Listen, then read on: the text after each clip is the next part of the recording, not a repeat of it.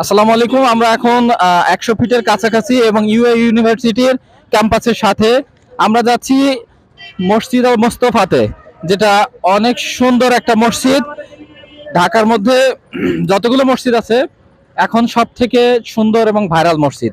আপনারা সামনে আমাদের মসজিদটি দেখতে পাচ্ছেন। Assalamu alaikum. We are going to the Masjid Al Mustafa.